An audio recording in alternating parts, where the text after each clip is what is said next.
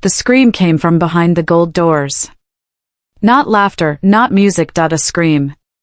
The wedding hall went silent. The band stopped playing, glasses froze midair, smiles dropped from faces. Then the doors burst open. Ada staggered out. Her white wedding dress was shaking as she ran. Her hands were trembling. Her eyes were wide, like she had just seen a ghost. "Stop the wedding," she cried. Gasps filled the hall.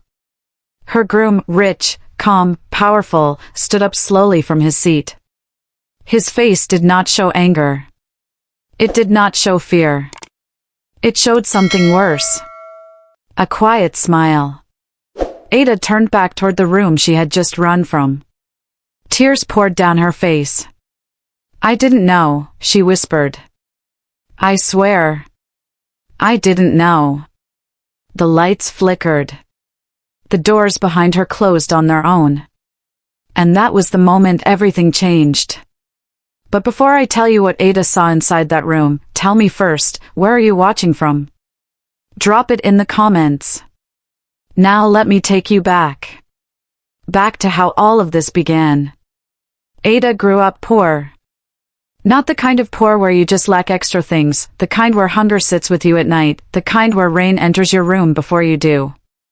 She lived with her mother in a small, cracked house at the edge of town. Her father had died when she was little, and since then, life had been a long fight. Ada was beautiful. Everyone said it. But beauty does not pay rent, beauty does not buy food, beauty does not send you to school. Money does. Ada learned that lesson early. Every morning, she watched rich women drive past her street in shiny cars. Clean clothes.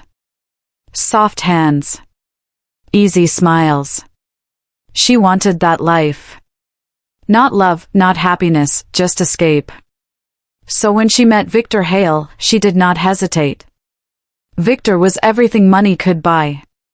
Tall, quiet, always dressed in dark, expensive clothes. He owned hotels. Companies. Houses people only saw on TV. He was older than Ada by many years, but that did not matter to her. What mattered was the car he drove, the watch on his wrist, the way people bowed when he walked into a room. When Victor asked Ada to dinner, her heart raced, not with love, but with hope. This was her way out. At dinner, Victor spoke slowly. Carefully. "I want a wife," he said, "no drama. No lies." Ada smiled sweetly and nodded. She did not tell him she did not love him. He did not ask. 2 months later, he proposed.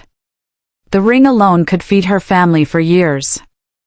Her mother cried when she saw it. "This is God," her mother said. "Don't ask questions. Just say yes." Ada said yes. The wedding was the biggest the town had ever seen. Gold chairs, white flowers, lights like stars. People whispered as Ada walked down the aisle. "She's lucky. She's smart. She married money." Ada heard every word. And she agreed. But there were signs. Small ones. At night, Victor locked his study door. He never allowed Ada inside, not once. Sometimes, she would wake up and he would be gone. No message. No call. When she asked, he would smile and say, "Business." Once, she tried to follow him. He stopped the car suddenly. "Never do that again," he said softly. His voice was calm. But his eyes were cold. Ada laughed it off. Rich men are strange, she told herself. Money comes with secrets. The wedding day arrived fast. Ada stood in front of the mirror, wearing white silk. Her makeup was perfect. Her hair was flawless. She looked like a dream. But her chest felt tight. Something felt wrong. When she told her best friend, her friend laughed. "You're about to be rich forever. Stop thinking." So Ada stopped thinking. The vows were said, the rings were exchanged, applause filled the air. Then came the wedding night. Victor led Ada through the grand hallway of his mansion. The walls were lined with old paintings. Faces that seemed to watch her as she passed. "This room is yours," Victor said, opening one door. Ada smiled. Then he opened another door. "This one," he said quietly, "is mine." Ada looked inside. And froze. The room was dark. Cold. Silent. On the wall was a large photo. It was of her. Taken from outside her old house. Another photo. Her mother at the market. Another. Her best friend. Ada's heart started pounding. "Victor," she whispered. Then she saw the table. On it were documents. Names. Dates. Photos of other women. All wearing wedding dresses. All smiling. All crossed out with red ink. Ada stepped back. "What is this?" she asked. Victor closed the door behind them. That was when Ada screamed. And ran. Back into the hall. Back into the wedding. Back into the arms of people who had no idea who she had just married. Victor followed her calmly. Slowly. Like a man who knew she had nowhere to go. And as he reached for her hand, he whispered, "You wanted money, Ada, now you must pay the price." The lights went out. And someone locked the doors. The lights came back on. Slowly, point one by one. People clapped, thinking it was part of the show. But Ada was shaking. Her fingers were ice cold, her heart was beating so loud she could hear it in her ears. Victor still held her hand. His grip was gentle. Too gentle. "Smile," he whispered. "They're watching." Ada forced a smile. The guests laughed again. Music started. The fear in the room melted away like it had never existed. But Ada knew. That room, those photos, those crossed-out women. They were real. Victor leaned close to her ear. "We'll talk later," he said softly. At home. That word, home, made her stomach twist. That night, the mansion felt different. Too quiet. The walls were tall and white, but they felt like they were closing in. The floor echoed with every step Ada took, like the house was counting her movements. A maid led her to the bedroom. "Good night, madam," the maid said, avoiding Ada's eyes. The door closed. Click. Ada ran to the handle. Locked. Her chest tightened. She tried the window. Bars.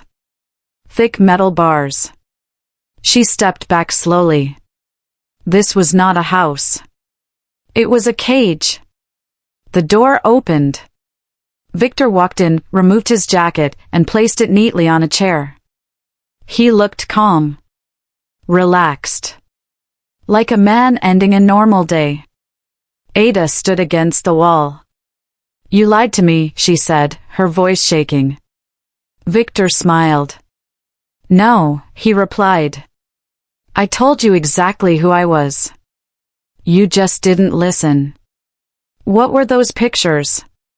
Ada asked. "Who were those women?" Victor poured himself a drink. "They were wives," he said. "Like you." Ada's legs almost gave way. "What happened to them?" Victor took a sip. "They wanted more than money." Silence filled the room. Ada swallowed hard. "I don't want more," she said quickly. "I swear. I just want peace." Victor laughed. A soft laugh. That's what they all said. He walked closer. "You married me for money," he continued. "You did not ask where it came from. You did not ask what I do at night. You did not ask why people fear me. He stopped in front of her. Now you want answers. Ada's eyes filled with tears. Please, she begged. I'll do anything. Victor leaned in and wiped her tears with his thumb. That, he said calmly, is the problem. Days passed. Ada was not allowed outside. Her phone was gone, the doors stayed locked, the maids spoke only when spoken to. Every morning, Victor left early. Every night, he returned late. Ada started noticing things. Rooms she was never allowed to enter, basements with heavy doors, security cameras everywhere. Once, she heard a woman crying at night. She pressed her ear to the wall. Then the crying stopped. The next morning, the house was silent again. Ada stopped eating. She stopped sleeping. Fear became her food. One afternoon, an old maid finally spoke. You should not have married him, the woman whispered while fixing Ada's hair. Ada grabbed her hand. Please, Ada said. Help me. The maid's eyes filled with fear. Run, she whispered. If you can. Before Ada could ask more, Victor's voice echoed from the hallway. The maid pulled away like she had been burned. That night, Victor came home smiling. Tomorrow, he said, you'll meet my family. Ada froze. I thought you said you had no family, she said. Victor smiled wider. I lied. Her heart sank. The next day, Ada was dressed in black. Not white. Not gold. Black. Victor drove her far from the city. Trees grew thick. Roads became empty. They stopped at an old estate. Huge. Dark. Cold. Inside, people sat around a long table. Men, women, all watching her. Victor stood behind Ada and placed his hands on her shoulders. This is my wife, he announced. She married for money. The room went quiet. Then one woman smiled. We'll see how long she lasts, the woman said. Ada turned to Victor in terror. What does she mean? Victor leaned down and whispered. You are not my first test. The doors slammed shut. And Ada realized the wedding was not the beginning. It was the trap. The doors stayed shut. No sound. No footsteps. No way out. Ada stood frozen at the center of the long table. Every eye in the room was on her. Not curious eyes. Not kind ones. Measuring eyes. Like she was something to be tested. Victor slowly pulled out a chair and sat. You may sit, he told Ada. She did not move. If I refuse? She asked. Victor tilted his head, calm as ever. Then we moved to Rule 3. Ada's heart skipped. What are the rules? She whispered. A woman at the table laughed softly. She was dressed in red, with sharp eyes and a smile that never reached them. You didn't ask before, the woman said. Why ask now? Ada slowly sat down. Victor clapped his hands once. The rules are simple, he said. You live here now. You obey. You don't ask questions. And most importantly, he paused. You don't try to leave. Ada swallowed. And if I break the rules? She asked. Victor smiled. You join the others. Her blood turned cold. The others? She whispered. Victor nodded toward the wall. Ada followed his gaze. That was when she saw it. Portraits. Large ones. Women. All wearing wedding dresses. Different faces, different smiles. But the same eyes. Hopeful, naive. Ada stood up suddenly. These are the women from the photos, she said, her voice shaking. Your wives. Yes, Victor replied. Some stayed longer than others. What happened to them? Ada shouted. The woman in red stood up. Some broke the rules, she said calmly. Some thought love could save them. Some thought tears could. She leaned closer to Ada. None of them were smart enough. Ada's chest tightened. Why are you doing this? She asked Victor. Why marry us?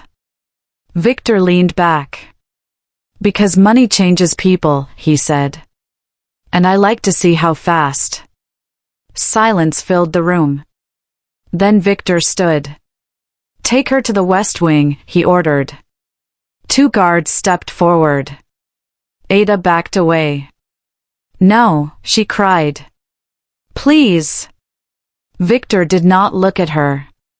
The guards grabbed her arms and dragged her down a long hallway. The walls were dark. The lights flickered. They stopped at a door and pushed her inside. The door slammed shut. Ada screamed. The room was small. No windows. Just a bed and a mirror. Ada rushed to the mirror. Her face looked older already. Tired, scared. On the mirror, words were carved deep into the glass. Don't trust him. Ada stepped back. Her breath caught. Someone had been here before. She fell to the floor and cried silently. Hours passed. Then the door opened. A young woman stepped inside. She looked normal. Too normal. I'm Mira, the woman said softly. I clean this wing. Ada rushed to her. Please, she begged. Help me get out. Mira shook her head. I can't, she whispered. But I can tell you how to survive. Ada listened closely. Victor likes obedience, Mira continued. But he loves curiosity. What does that mean? Ada asked. It means, Mira said, lowering her voice, the moment you stop being interesting, you disappear. Ada's stomach dropped. How many women are still alive? She asked. Mira hesitated. 2, she said. Ada felt dizzy. Who? Mira pointed to the mirror. You, she said. And one other. Before Ada could ask more, footsteps echoed. Mira rushed out. The door locked again. That night, Victor came alone. He sat at the edge of the bed. You did well today, he said. You didn't faint. Ada stared at him. What do you want from me? She asked. Victor smiled. A choice, he said. He placed 2 envelopes on the bed. One, he said, leads to freedom. Ada's heart jumped. And the other? She asked. Victor's smile faded. The truth. Ada reached for the envelope marked freedom. Victor stopped her hand. Choose carefully, he whispered. No one has ever survived choosing wrong. Ada's fingers trembled. She looked at both envelopes. Then she made her choice. And the door behind her clicked open. Ada's fingers closed around the envelope marked freedom. Her heart was pounding so hard she thought it would burst out of her chest. Victor watched her closely, not blinking, not breathing. Open it, he said calmly. Ada tore it open. Inside was a single key. Small. Silver. Cold. Her breath caught. This is freedom? She asked. Victor nodded slowly, yes. Hope rushed into her body like fresh air after drowning. A car will be waiting at dawn, Victor continued. This key opens the gate at the back of the estate. You walk out. You never look back. Tears filled Ada's eyes. Why? She asked. Why let me go? Victor smiled again. Because you've been interesting, he said. And I reward good behavior. Ada clutched the key to her chest. For the first time since the wedding, she slept. Dawn came quietly. No guards. No footsteps. No voices. Ada dressed quickly. She hid the key inside her shoe and crept down the hallway. Every sound made her flinch. She reached the back gate. There it was. A black car. Engine running. Her hands shook as she pulled out the key. She slid it into the lock. It fit. She turned it. Click. The gate opened. Ada ran. She jumped into the car, slammed the door, and locked it. Her whole body was shaking. Drive, she whispered. Please drive. The car didn't move. Ada looked up. The driver turned around. It was Victor. Her scream got stuck in her throat. He smiled warmly. Did you really think, he asked softly, I would give you real freedom? Ada tried to open the door. Locked. She tried the other side. Locked. Victor started the car. The key was not for the gate, he continued. It was to see how far you'd go. Tears streamed down Ada's face. You lied, she sobbed. Victor nodded. I always do. He drove back into the estate. This time, Ada was taken underground. Downstairs she never knew existed, past doors with numbers instead of names. They stopped at one marked 4. Victor opened it. Inside sat a woman. Thin.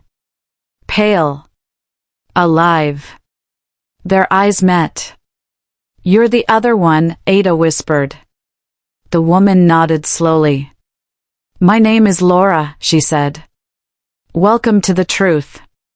Victor closed the door behind them. You have one night together, he said. Tomorrow, one of you leaves. Ada's heart leaped. Leaves? She asked. Victor smiled. Yes, he said. One leaves this house forever. Laura laughed bitterly. And the other? She asked. Victor's smile disappeared. The other, he said quietly, takes her place on the wall. The door slammed shut. Ada and Laura stared at each other in silence. After a long moment, Laura spoke. He makes us choose, she said. That's his favorite game. Ada shook her head. I won't play, she said weakly. Laura stepped closer. You already are. Ada's knees gave way. How do we win? She asked. Laura leaned down and whispered something that made Ada's blood run cold. You don't, she said, you just decide who survives. Ada covered her mouth. Tears fell onto the cold floor. Because for the first time, she understood the truth. Marrying for money did not make her rich. It made her replaceable. The room felt smaller as the night dragged on. Ada sat on the cold floor, hugging her knees. Laura leaned against the wall, her face calm but her eyes tired, like someone who had cried all her tears a long time ago. Neither of them spoke for a while. Then Ada whispered, Have you ever seen anyone leave? Laura did not answer immediately. Yes, she finally said. Ada's head snapped up. Really? Laura nodded slowly. I watched her walk out with a smile, she said. She waved at me like we'd meet again. Ada's chest filled with hope. And? She asked. Laura looked away. I watched her portrait get painted 3 days later. The hope collapsed. Ada pressed her palm against her mouth to stop herself from screaming. So the freedom, it's fake, Ada said. No, Laura replied quietly. The freedom is real. Ada looked at her in confusion. But it only works, Laura continued, if the other woman disappears. Silence fell between them. Ada's mind raced. If Laura left, Ada would die. If Ada left, Laura would die. Victor never had to dirty his hands. He made them do it for him. I won't hurt you, Ada said suddenly. I won't take your place. Laura laughed softly. You already did, she said. Ada frowned. What do you mean? You're younger, Laura said. Newer. More interesting. That's why I'm still alive. I've been waiting for you. Ada felt sick. How long have you been here? She asked. Laura looked at the door. 3 years. Ada gasped. 3 years, she repeated. How are you still alive? Laura smiled faintly. Because I learned the rules, she said. I learned how to stay useful. Ada swallowed. What rules? Laura leaned closer, lowering her voice. You never beg, she said. You never cry in front of him. And you never let him see fear. Ada shook her head. That's impossible. Laura touched Ada's hand. Then you die. Footsteps echoed in the hallway. Both women froze. Victor's voice came through the door. Midnight, he said. Time to decide. The door opened. Victor stepped inside, holding 2 glasses of water. He placed one in front of each woman. Drink, he said. It helps with clarity. Laura didn't move. Ada hesitated. Victor smiled. Only one of you will need it, he said. Ada's hand shook as she picked up the glass. Laura whispered, Don't. Ada paused. Victor watched closely. This was another test. Ada slowly placed the glass back on the floor. Victor's smile widened. Interesting, he said. He turned to Laura. And you? He asked. Laura picked up the glass without fear. She drank it in one go. Ada's heart stopped. Laura, she cried. Laura wiped her mouth. I'm tired, she said calmly. I've lived long enough in this house. Victor studied her. You're sure? He asked. Laura nodded. Yes. Victor turned to Ada. She chose, he said. That means you live. Relief crashed into Ada so hard she almost fainted. Then Laura looked at her. And smiled. A strange smile. Good luck, Laura whispered. Victor snapped his fingers. 2 guards entered. They took Laura by the arms. Ada tried to stand. No, she shouted. You said one of us leaves. Victor leaned close to her ear. I did, he whispered, I just didn't say how. Laura was dragged out. Her footsteps faded. The door slammed shut. Ada screamed until her throat burned. When silence returned, Victor stood alone with her. You passed tonight's test, he said. But surviving one choice doesn't make you free. Ada looked up at him with hate in her eyes. What do you want from me? She asked. Victor smiled slowly. Tomorrow, he said, you meet the woman who trained Laura. Ada's blood ran cold. There are more? She whispered. Victor walked toward the door. Always, he replied. And before Ada could say another word, he added. And Ada, next time, you won't get to refuse the glass. The lights went out. Ada did not sleep. Every time she closed her eyes, she saw Laura's smile, not scared, not angry, just finished. Morning came without sunlight. No birds.no sound. The door opened. Stand up, a guard ordered. Ada's legs felt weak, but she stood. They led her through a hallway she had never seen before. The air felt colder here. The walls were darker. No paintings. No cameras. Only doors. They stopped at one door at the very end. On it was a single word carved deep into the wood. Trainer. Ada's heart dropped. The door opened slowly. Inside sat an old woman. She was neatly dressed. Calm. Gray hair pulled back tight.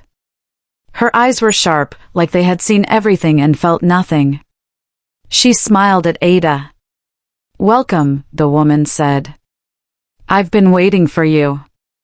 Ada swallowed. "Who are you?" she asked.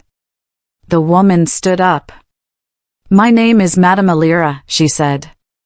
"I am the reason Victor is the way he is." Ada froze. "You trained him?" she asked.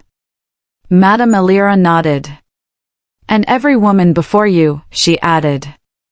Ada's hands trembled. "Why?" she whispered. Madame Alira walked slowly around her, like a teacher inspecting a student. "Because people lie," she said. "But money never does." She stopped in front of Ada. "You married for money," she said. "That makes you honest." Ada looked up. "You're wrong," she said. "I was desperate." Madame Alira smiled. "Same thing." She clapped her hands once. A screen lit up on the wall. Photos appeared. Ada's mother, her old house, her street. Ada gasped. "If you disobey," Madame Alira said calmly, "your mother loses everything." Ada felt like she couldn't breathe. "What do you want from me?" she asked again. Madame Alira's voice stayed soft. "You will replace me." Ada's eyes widened. "I'm old," Madame Alira continued. "And Victor needs a new eye. A new judge. A new woman who understands value." "No," Ada said, shaking her head. "I won't become you." Madame Alira stepped closer. "You already have," she said. She pointed at the screen. "You watched Laura go," she said. "You lived. That is the first lesson." Ada felt tears burn her eyes. "I didn't choose," she whispered. Madame Alira tilted her head. "Survival is always a choice." The door opened behind Ada. Victor walked in. "How did she do?" he asked. Madame Alira smiled. "She has potential," she said. Victor looked at Ada. "Then it's time for the final test," he said. Ada's heart pounded. "What test?" she asked. Victor snapped his fingers. The screen changed. It showed a live video. Ada's mother was on the screen. Sitting in their old house. Alone. Ada screamed. "Don't touch her!" Victor's face stayed calm. "Tonight," he said, "you choose again." Madame Alira's voice was steady. "You either take my place," she said, "or your mother replaces Laura." Ada fell to her knees. Her body shook. Her chest hurt. This was no longer about money. This was about blood. Victor leaned down and whispered, "Tomorrow, one woman leaves this house forever." Ada looked up slowly. "And the other?" she asked. Victor smiled. "The other," he said, "becomes the house." The screen went black. The door slammed shut. And Ada realized. The final choice would not just decide who lived. It would decide who she became. The night felt endless. Ada sat alone on the cold floor, her back against the wall. Her eyes were dry now. No tears left. Fear had burned itself out. All that remained was clarity. For the first time since she married Victor, Ada understood something clearly. This house did not survive on locks, it survived on choices. On fear. On women turning against themselves. And Ada was done. Morning came. The door opened. Victor entered, calm as always. Madame Elira followed behind him, her steps slow, her face unreadable. "It's time," Victor said. "Your final decision." Ada stood. Her legs did not shake this time. "What happens if I choose my mother?" Ada asked. Madame Elira answered. "She will live," she said. "You will take my place." Ada nodded. "And if I refuse both?" Ada asked. Victor laughed softly. "That's not an option." Ada looked at him. "It is," she said quietly. Victor's smile faded. "You misunderstand how this works," he said. Ada stepped forward. "No," she replied. "You misunderstand how you work." Madame Elira's eyes narrowed. Ada continued. "You think women come here because they love money," she said. "But that's not why this house survives." She pointed at Victor. "It survives because you are afraid." The room went silent. Victor's jaw tightened. "A man who needs rules," Ada went on, "needs control. A man who needs control is already losing it." Madame Elira stepped forward. "Enough," she snapped. Ada turned to her. "You trained him," Ada said. "But you trained me too, without knowing it."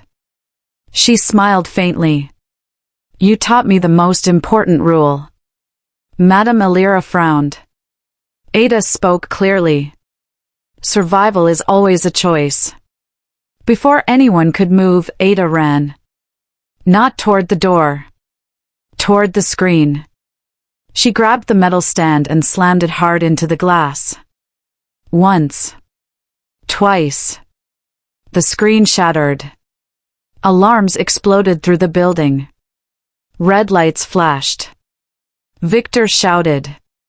"What have you done?" Ada turned to him, breathing hard. "You wanted a judge," she said. "You created a witness." Guards rushed in. But something was different. The cameras were dead, the doors unlocked. The house, the perfect, quiet house, was breaking. Madame Elira backed away. "You don't know what you're destroying," she hissed. Ada looked at her. "I know exactly what I'm destroying." Victor grabbed Ada's arm.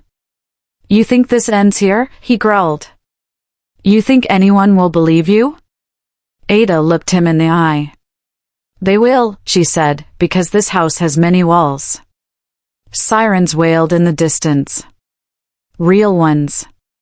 Victor froze. Madame Elira closed her eyes. The guards stopped moving. The front doors burst open. Light flooded the hall for the first time.